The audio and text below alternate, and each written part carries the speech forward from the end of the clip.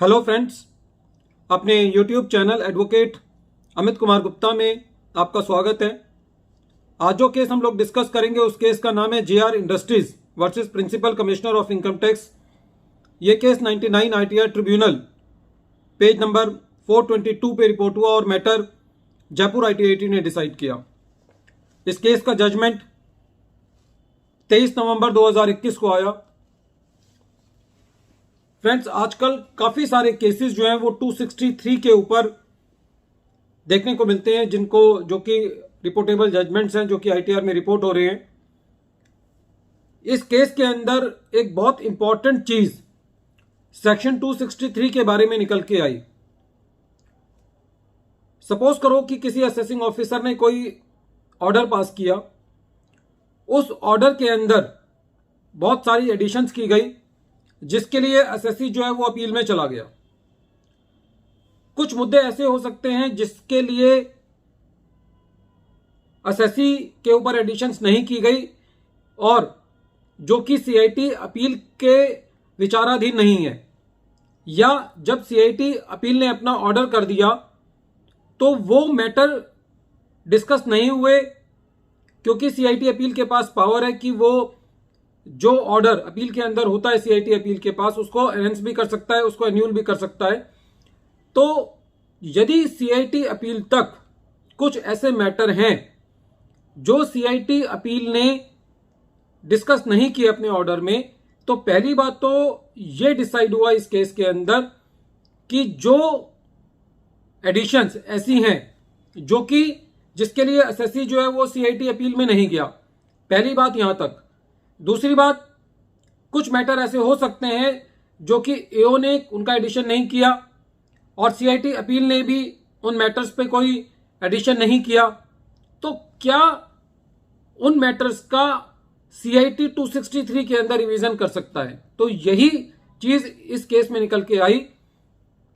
इस केस के अंदर यह कहा गया कि उन सारे मैटर्स का 263 के अंदर रिवीजन किया जा सकता है, चाहे वो मैटर अभी सीआईटी अपील के पास पेंडिंग हो और सीआईटी अपील ने अभी डिसाइड ना किए हो, या वो मैटर जो कि सीआईटी अपील का भी ऑर्डर हो चुका हो और जो सीआईटी अपील के ऑर्डर का पार्ट ना बने हो और जिसके लिए एसएससी जो है वो अपील में ना गया हो। इस पर्टिकुलर केस के अंदर एसएससी का सेक्शन 148 का नोटिस इशू किया गया। उसको नोटिस इसलिए इशू किया गया कि उसने कोई बोगस सेल की है, लेकिन जब असेसमेंट हुई तो असेसिंग ऑफिसर ने बिना इंक्वायरी किए एसएससी का जितना बोगस सेल उस पर एलिज थी उसका 25% एडिशन करके छोड़ दिया। एसएससी जो है वो सीआईटी अपील के अंदर था, सीआईटी अपील के पास मैटर अभी लगा नहीं था, विचाराधीन था, लेकिन इतने टाइम के दौरान सीआईटी ने 263 करके ये कहा कि क्योंकि असेसिंग ऑफिसर ने प्रॉपर इंक्वायरी नहीं की और एक रैंडम बेसिस पर खाली 25% का एडिशन किया, तो इसलिए वो ऑर्डर जो है वो इरोनियस है।